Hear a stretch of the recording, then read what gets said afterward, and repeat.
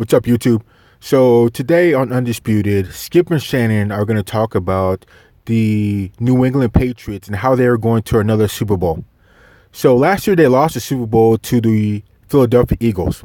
But this year they're back at the Super Bowl again and looking for some revenge, some redemption for what they did last year and losing the Super Bowl.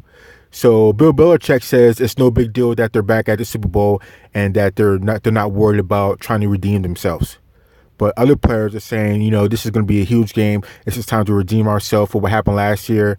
And Skip and Shannon are going to debate on whether it's a big deal of trying to redeem themselves or not, or is it just another Super Bowl.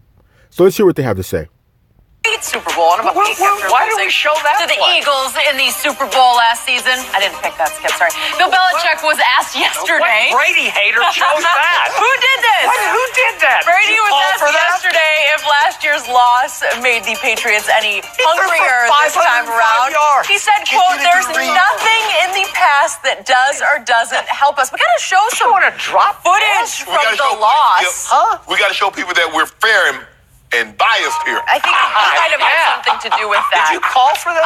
Shannon, I did. do you agree with what Belichick said? You want me to say it again? The quote was, "There's nothing in the past that does or doesn't help us." True. And maybe Coach Belichick isn't motivated by what transpired. Oh, that's a fact. But we know who is motivated, don't we? Thank you. Julian Edelman kept saying it on the sideline that you're too D.O. You're too D.O. I don't think he said D, but... Yeah. What about something else? What about the impromptu with Tracy Wolfson? Everybody thinks we suck. Everybody has a rallying cry. Julian Edelman selling T-shirts, bet against us. But they ain't motivated. Huh? So it should go without saying that, if you lose the Super Bowl last year and you get to another one the next year, obviously you want to redeem yourself. Everybody has their own ways of motivating themselves into, getting ready for another Super Bowl to play. Whether you just put the past out of your mind and you don't worry about it and you worry about the future, like if a quarterback throws a pick, get that out of your head as soon as possible, get in there for the next play. Or if you're one of those people that you feed off of what happened last year, the big loss in the Super Bowl, and now you're back again, you got to redeem yourself, and that is what motivates you. So what it could be, it's objective or subjective of however you want to be motivated by going to Super Bowl again, whether it motivates you good or bad. Coach Belichick's absolutely right. Last year's game is not going to have a bearing on this year's game. It's not going to help them in any way, shape, or form. Maybe it says, look, if we hold on to the football, but that's neither here nor there. But I can assure you, the guys that were on that roster, they want to atone, although you can't, but they want to make amends for what transpired. They believe, Skip, every time they touch the field, they believe they're the best team that's taking the field. You have to believe that. You have to believe that you're the best player on the field. You have to believe that you're the best team on the field. Really, with anything, you have to believe you're the best. You got to keep that in your head. On a given Sunday, Monday, or Thursday. Okay. They honestly believe that. Sure. With the exception probably of once, and I'm not so sure they didn't think that the first Super Bowl. They believe that they hit the field Super Bowl Sunday as the best team. I'm not sure they thought they were better than the St. Louis Rams. That's what I'm saying. I'm not sure about that. Without the first one. Yeah. But from that point on, they believe they're the best. Every time. Now, for some reason, they've convinced themselves that they're the underdog. Kind of like the Philadelphia. They wore the dog mask, and that was their rallying cry. Underdog, the wonder dog, all that. But somehow the Patriots have convinced themselves they're the underdog. Remember, Vegas. Well, they consider themselves the underdog probably because they've lost the last Super Bowl. So you're only as good as your last game. You're only as good as your last Super Bowl. And they lost the last Super Bowl. So you kind of feel like you're the underdog. You feel like you have something to prove. Even though you beat out everybody in the AFC, you still feel like you have something to prove because of what happened last year. So, and people, other fans are going to talk about them. What happened last year? You guys lost, yada, yada, yada. You can always throw that in their face. So if they come back with the win this year, you're on top. You've got nothing to prove. Open them as a slight underdog in the Super Bowl until the public said, hold on just a second. You must be out your mind. Boom. You must be out your mind. Yeah. So Coach Belichick is absolutely right. I don't believe he's probably not using it As motivation, he's absolutely right. Last year's game is not going to play an impact on this year's game, but a lot of his players are definitely using what transpired last year to make sure that doesn't happen this year. Especially the quarterback. Yeah. So obviously, Bill Belichick can gain no motivation from what happened in last year's Super Bowl because he was the reason they lost. You know last what? I year's knew you was going to say that. Stop it. Well, it's glaringly, blatantly, egregiously obvious that he was at fault. He was the lowercase goat of the game. You want the commissioner to come out and say something? Because it's infecting the integrity. That's not. Well, you know what? You could call the integrity. You would have to call Coach Belichick's integrity into question because why would you bench your best cornerback for the entire Super Bowl inexplicably for no apparent reason? That was a huge one right there. That was an absolute huge one. To bench your best DB minutes before arguably the biggest game of his life or anybody's life on that team, to do that, I mean, that's just, it was really no reason for it. That is above and beyond a bad move, a terrible move. And Belichick paid for it, most likely because losing the Super Bowl. I mean, you bench your DB he's played for, 98% of the snaps throughout the year, and then you go and bench him during the biggest goddamn game of the year? That not only screws over Malcolm Butler, but that screws over everybody else. That screws over the whole team. That screws over fans. So if you wanted to make a statement, you want to make a point, that's not the time to do it. If you want to punish that man for whatever he did, you get him after that goddamn game. You don't punish him during that game. I mean, if need be, you can suspend him the whole next year. You could fine him the whole next year. You could do whatever you want the next year, but you win the goddamn game. If anything, be selfish. Like, let me keep this guy in there so I get another ring. So they call me the GOAT coach. But you don't bench that man during the Super Bowl, minutes before the game starts. You have him on the sideline crying like a little bitch. I mean, come on. That we know of. Am I right about that?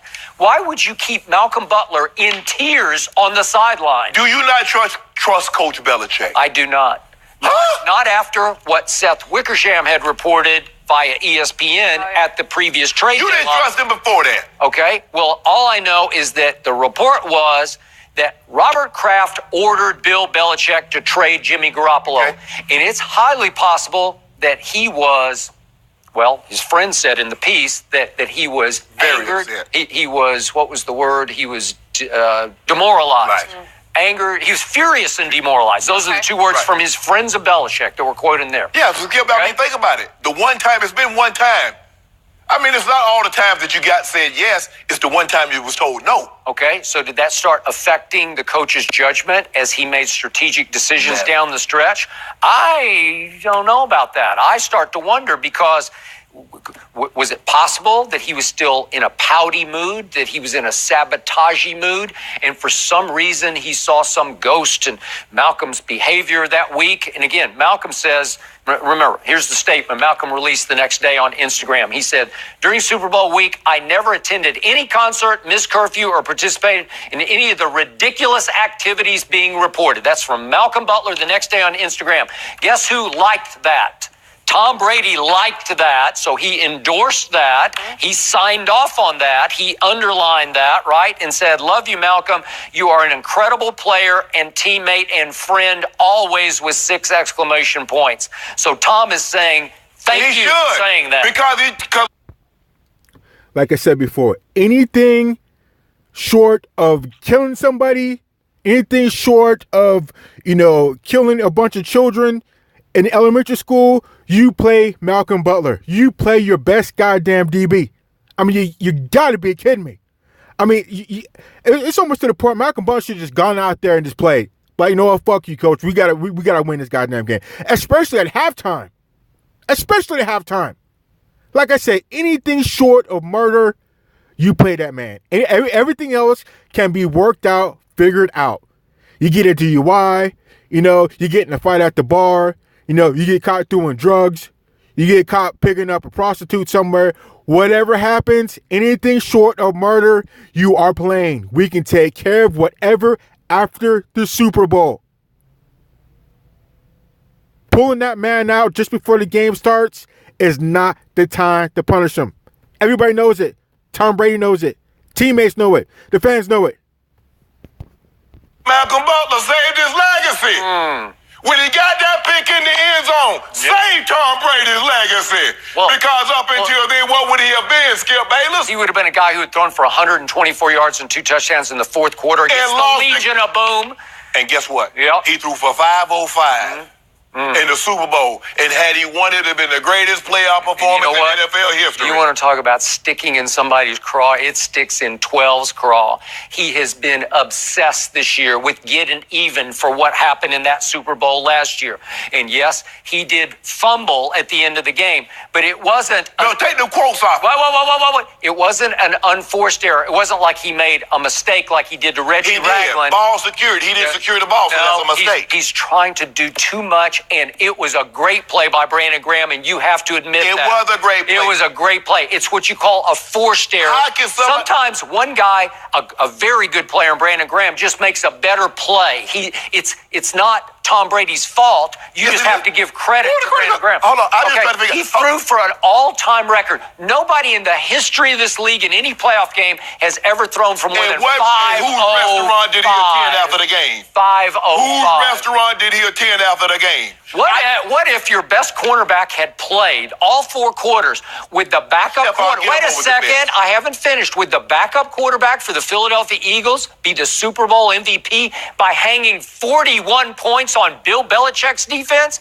No Malcolm Butler? You don't think that shook up everybody in the locker room? What are you doing, Coach? I didn't hear this outrage when you put the backup DB in the game against Seattle. Kyle Arrington was the starter, Jenny. Where was the outrage that Kyle Arrington was benched and Malcolm Butler went in the game? Kyle Arrington got roasted and toasted.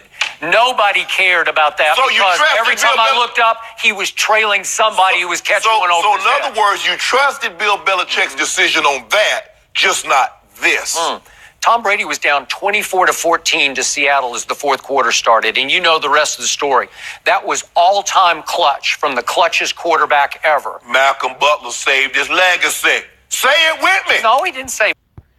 And wait a minute, I know Shannon Sharp's not talking about anybody's legacy being saved. His boy, LeBron James, who he can't stop swinging from his pubes, his legacy was saved by plenty of people. Kyrie.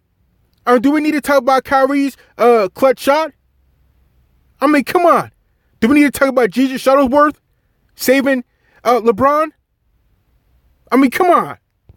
His legacy. That game wouldn't have hurt Tom's legacy. Oh, really? Well, after what he did in the fourth quarter, did anybody fault him? Being 3-3. Was he the lowercase go to the game? 3-3? Well. Come on, Shannon. Can we say 3-6? 3-6 Mafia? Can we say Kyrie Irving? Can we say Ray Allen? I mean, come on. If Ray Allen had his shot, we'd be in a whole different timeline right now with LeBron. He's not into the GOAT discussion. Yeah, not 3-3. He would have been 3-3. Let's see, at that point. Yeah, he was 3-2. That put him at 4-2. Atlanta put him at 5-3. Excuse me, he was 3-2. 3-2. All right. So that would have made him 3-3. Because Atlanta made him what? 5-3. Okay. No, that's not true. Yes, he was one more than you're giving him credit. No. He was 3. Okay, because he got up to 5 with Atlanta, and then he went down. Had he lost to Seattle, that's not a win. That's a loss. So now he's 3-3 instead of 4-2. Okay, but again, nobody would fault Tom Brady for that loss, right? Would they? Oh, but you fault LeBron James for his loss. You say Ray saved his legacy. That's what you say. Well, he just did. Wait a second. What? LeBron had the ball in his hands and got to take the last shot to force overtime. Wait a second. He claimed it. He LeBricked it so bad, it bounded clear out to Chris Bosh on a long rebound, who flicked it right over to Ray Allen, who made the clutchest shot I've ever seen in any big NBA. Exactly, Skip. Exactly. You tell that man. playoff game. Okay, you're right. Saved legacy. LeBron James had the ball in his hand. If you don't mind, when he was strip sacked, who had the ball in their hand? Well, again, it's different. It's a different. He had the ball in his hand. Yeah, how can you do more than 505? Wait a second. Tom Brady threw the clutchest Hail Mary I have ever seen. He hit Rob Gronkowski right in the hands at the end of the game. Go look at it. It's right in his hands. Wait a second. He's 6 feet 6 inches tall, and there are a bunch of miniature DBs around, and somehow they all out-jump him for the ball. I don't know, because he's Frankenstein. Only you can define clutch as something that's incomplete. He hit the clutches out in baseball history. It's hard. Only you can do that. It's hard to throw a Hail Mary that accurately. The clutches Hail Mary. It hit him right in the hands. Go look at it. I thought clutch. It hit him right in the hands. I thought clutch had to be a positive end result, like a game-winning shot. Don't argue against Tom Brady not being clutch.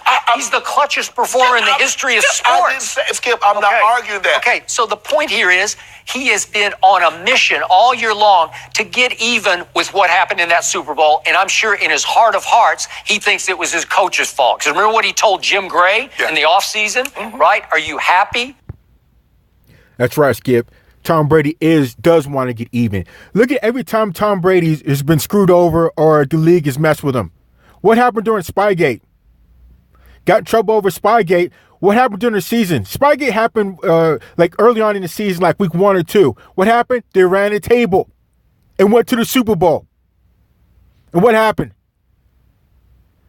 What happened with the Deflategate? He ran the table with the Super Bowl. He was suspended for 4 games. Then I think he ran the table, may have lost maybe 1 game, and then won it all. So whenever Tom Brady's pissed or needs to make redemption or redeem himself, he balls out. I have my moments. And Coach Belichick think it was his fault. Said if you don't foam it up all, we gonna win it. Well, that was Coach Belichick said. The guy, you want to talk about Jordan-esque? Tom Brady is on a Jordan-esque mission right now to get even. And it's scary because it's going to cost you more due. It ain't gonna cost me nothing. Yeah, it is. Are you? Yeah. Okay, well, you can have the Rams.